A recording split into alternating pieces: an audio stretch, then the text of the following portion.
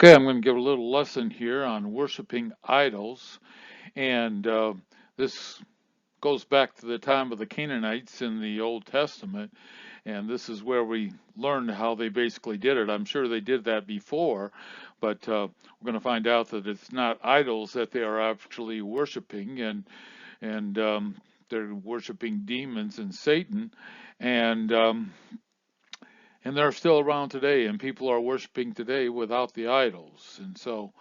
Anyway, we're going to fill you in a little bit on what's going on in the past and what's going on right now. Facts about Satan. He's a real being. In 2 Corinthians and Hebrews, it validates this. He is called Satan, a word meaning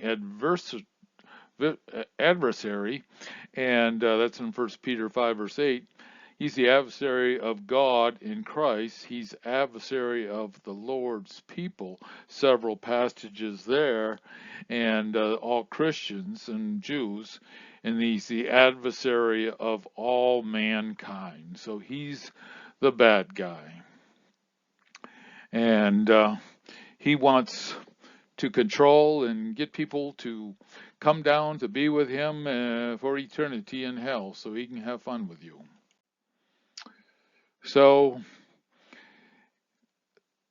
Rabbi Jonathan Cahn, he wrote this book, The Return of the Gods, and I read this book, and he called it the Dark Trinity, and I got most of my information from there. I got some of it from other places, and I added some of my own, but I want to give credit to him, and I recommend you buy this book if you want to find more about how the worship of the gods went on and how they're returning now. So from Deuteronomy 32, verse 17, this is from Moses talking, and he said, "They sacrifice to demons which are not gods. They had not known gods that recently appear, gods your fathers did not fear." So he's talking about the Canaanites there, and he's warning them, don't go over there and worship their gods. Paul talks about this in 1 Corinthians 10, verse 20. No, but the sacrifice of pagans are offered to demons, not to God. And I do not want to participate with demons, and we don't want to participate with them either, especially anybody who's Christian. So who is Baal? Baal, I think, is what I call him. A lot of people call him Baal, but he's the main god. He's the top of the dark trinity, and he might be Satan. And he he's the bad guy. And they went to worship him in the high places, is what they call it. And they did a lot of immoral things, and they had a lot of male and female prostitutes up there that you'd worship him with. And so he brought in this new morality, is what he does. But also his main job is he's the possessor, the owner, and the controller. So he likes to possess everything. He likes to possess people. He likes to own everything. He likes to control. And he was always represented by the sign of the bull. So watch out when you see the sign of the bull. And who is Asherah? They had the Asherah poles, and she is supposedly his wife. I think the demons aren't male and female, but she kind of has more of a female role, and she's going to kind of open up things a little bit more from the immorality standpoint, and she's the seducer. She's the enchantress, the god of unbridled sexuality, and the followers of her don't like any kind of bridles to sexuality. She was known as a prostitute. She brings around a sexual revolution, brings sex out of marriage and into the public square, and she destroys marriage. She doesn't like marriage, and she likes to destroy marriages, and she seduces people into this with sex. It's kind of like when Balaam seduce the Jewish people with the prostitutes. She's the goddess of intoxication and drugs. She likes heavy drugs and heavy alcohol. She likes people to be intoxicated. She is a sorceress and brings in the occult. She also likes people to start worshiping with the occult groups. She has a power to turn a woman into a man and vice versa. She doesn't like women and men, and she especially doesn't like men. She thinks they're both the same. And she's all for them mixing it up, basically, and she says she has the power to do it. And now they use operations to do it. And she goes after children. She likes to entice children, and that's a big part of her plan. And so she's the seducer, she's the enchantress, and she's the problem maker. Moloch is the third person of the Trinity, and he's the bad guy. He's the guy that God gets really upset with. And they bring and sacrifice their children to him. And when they start doing that, God starts losing his patience. So he doesn't like that. It doesn't happen right away, but he hates this Moloch stuff. Moloch is known as the destroyer. He's for any type of killing or death. He loves death. He caused parents to offer their children for sacrifice. This is the most pagan act that you can do. The poor were the ones who gave the most, and there was a promise of blessing if they were to do this. Here's a quote from Psalms 106:37 and 38. And so this is talking about the idols of Canaan. Yeah, yea, they sacrifice their sons and their daughters unto devils or demons, and shed innocent blood, even the blood of their sons and of their daughters, whom they sacrificed under idols of Canaan, and the land was polluted with blood. In Psalms 106:37 through 38. So that's sacrifices to Moloch. We look at divine institutions. These are institutions set up by God. And the first is volition, is what we call it, personal responsibility. Genesis 2:15 and 17, that you have free choice, and God wants you to have free choice. Baal doesn't like you to have free choice. He wants to control you. Marriage, one woman and one man with a husband in the position of authority, Genesis 2:22 through 24, and they don't like this idea, and Asherah hates that. Family, parental authority, they'd rather have the government or someone else be the authority for the family. Human government for a ruling authority, and that government is to serve the people, and Genesis 9:1 through 17. Nationalism and no internationalism. That's Genesis 11:7 through 9. So if they go for globalism, internationalism, that's from Satan. All these things are from Satan when they violate these divine institutions. Principles ordained by God for the orderly function of society. Deuteronomy 6 verse 14, you shall not go after other gods of the gods of the people which are around you. And so this was a warning in Deuteronomy. Moses goes into this in chapter 6, and he warns them about doing this. But the people didn't listen to him. Here's what happened to Solomon. 1 Kings 11:4 through 6. As Solomon grew old, his wives turned his heart after other gods, and his heart was not fully devoted to the Lord his God, as the heart of David his father had been. He followed Ashtoreth, the goddess of the Sidonites, Moloch, the detestable god of the Ammonites. And so Solomon did evil in the eyes of the Lord.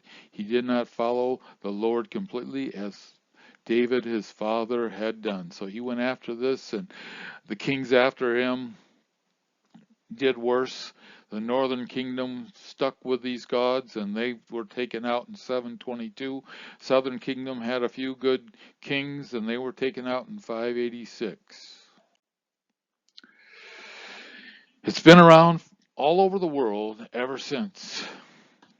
Funny thing was, I found this in 1487, 5 years before Columbus's arrival. The Aztec people sacrificed as many as 84,000 men, women, and children at the consecration of the Great Pyramid of Canaan. And so they were heavy into human sacrifices. They were heavy into Moloch worship. And they had met God's limit, the ones involved, and God took them out a few years later. And they think, oh, what wonderful people they were. No, they had reached God's limit, and that's what happened to them. Ras Rommel, during the 20th century, 170 million men, women, and children have been shot, beaten, tortured, knifed, burned, starved, frozen, crushed, or worked to death, buried alive, drowned, hung, bombed, or killed in any other of the myriad ways government have inflicted death on unarmed, helpless citizens and foreigners. Moloch worship had taken over all the Axis powers, and they were behind all these deaths. And it was a great time for Moloch. He loved this group of people. And the Allied people were still the ones who were not worshiping Satan. So it was basically the Satan demon worshippers versus the non-demon demon worshippers, and God let the good guys win there. Here's a book I read, The Devil and Karl Marx by Paul Kinger, and it's a 500-page book. It doesn't look like it there, but he has more references. Unbelievable job, and showed that Karl Marx was no doubt demon-possessed, and all his ideas results in a disaster, as you would expect from somebody who worshipped Satan. Cultural Marxism: destroy the family, destroy religion, destroy private property, destroy the nation, destroy the divine institutions of God. That's what they try to do. In 1958, President Eisenhower signed the National Defense Education Act to beef up science education and research. In the following year, the National Science Foundation initiated a major educational reform effort with a committee called the Biological Science Curriculum Study, BSCS. The BSCS set about rewriting textbooks and curriculum, giving new emphasis to the place of evolution in biology. So Eisenhower was trying to improve national defense. They told him, hey, Russia was able to send a satellite up because they teach evolution in school. We better start. So he said, okay, well, we'll go ahead and do that. And they fooled him. And this was like the worst thing that happened to America. And I'll tell you, Satan has his eye on America, because America has stopped people like Hitler and Stalin and others who wanted to take over the world. And he wants us out of the way, and he's going to get us out of the way before the Antichrist comes. You can bet the ranch on that one. The process of emptying God started in the late 50s, right when they started the education of evolution in the schools. They took prayers out of the schools with the evil Supreme Court did that. And they wanted to get God, all part of getting God out of the schools. This is all by Baal here. He's called many other names, Zeus and various other things throughout the ages, but he's always been around. Now he's called nothing. He's just there. They took Bibles out of schools. This was the next step, all part of the plan to get God out of the schools. God out of government, God out of the media and Hollywood. God was both of those places. When God is taken out, the dark trinity start moving in, and that's exactly what happened to our country. Government becomes God and everything else becomes God, but except for the real God. And so that's the big problem when the dark trinity takes over. Okay, Baal took off and brought the sexual revolution that was in the 60s, but in the late 60s, Ashtoreth raised her head. In New York, 1963, police raided a gay bar. The goddess inhabits bars. This is where she came in, I guess it's 1963. A woman dressed as Ashtoreth started the protest. Dancing broke out with the crowd chanting words from the ancient inscriptions of Ashtoreth. Ashtoreth had a month, the month of June. Ashtoreth was the goddess of pride and parades and the rainbow. So she brought this all into the community, and it's the Stonewall riots in 1963, and all of a sudden became a big push for the followers of Ashtoreth, and it was started by Ashtoreth there, and it's going to keep getting worse and worse as we see today. We see changing the sex of children and men becoming women and trying to play in women's sports, and all these evil things are all because they're worshiping the Ashtoreth. Ashtoreth, the god of unbridled sexuality again, she brings around a sexual revolution, brings sex out of marriage and into the public square. She destroys marriage. Goddess of intoxication and drugs, she has the power to turn a woman into a man, vice versa. She goes after children. She did all these same things in our country. Exactly. The pedophile agenda, stock libraries with pedophile grooming books aimed at kids. So this is all part of the Ashtoreth agenda. Ashtoreth promote drag queen story time in libraries, promote gender fluidity to children, induce porn literacy into schools, queer the curriculum by exposing children to adult LGBTQ ideology, introduce irreversible sex change operations for children. They take them away from their parents, and the state takes them so they can get their sex changes, promotes mixed bathrooms in schools, introduces soft sentences for pedophiles, push to lower the age of consent. They've been doing all these things. Dismiss and demonize concerned parents who dare to speak out. And we see this all today. This is all part of worship of Ashtoreth. Dr. Seuss is bad for kids, but this is okay, and this is the drag queen story hour that they're trying to push all over the place. This is all about introducing them to worship of demons. Dr. Rachel Lewis, U.S. Assistant Secretary for Health, believes that all children should be allowed to select their gender and have access to government-funded sex reassignment surgery without parental notification or authorization. And she's a he, she, or whatever she is, but she's a wonderful disciple for Ashtoreth. She is demonic, if there ever was one. They're doing it all over and they're ruining lives. They're trying to get to them as children, as Astra loves. They know a society of strong men would never have allowed what's happening right now. That's why they attack masculinity first. And that's all about Asherah. She doesn't like real men. She does everything she does. She tries to change them and demonize them and say they're evil. And it's all part of her plan to take over. Abortion in our community, I believe that is also worship of Moloch.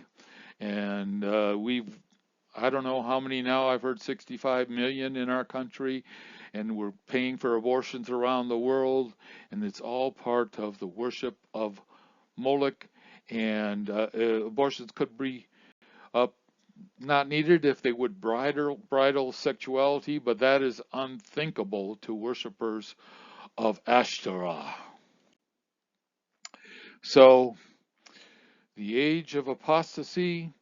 The Spirit explicitly says in later times some will fall away from the faith, paying attention to deceitful demons and deceitful spirits and doctrines of demons. 1 Timothy 4, verse 1, and that's happening today more and more in the church, and Jesus predicted that with his parable of the mustard seed tree and the birds in the top of it. And that was the church age, and all these birds, all these demons come in at the end. Vodi Bachman, we are not seeing terrible things in our culture because we vote the wrong way. We are seeing terrible things in our culture because men love darkness rather than light. And that's the problem. They like darkness, and darkness is depressing. Transgender laws for the restrooms, gay couples suing bakers, atheistic evolution taught as a fact, feminists, activists marching, yet Christians are viewed as a problem for imposing their beliefs on others. This quote from Luke 11:23, neutrality is a myth. When you stand for a belief, you are standing against other beliefs. Jesus said, whoever is not with me is against me. And that's Jesus speaking.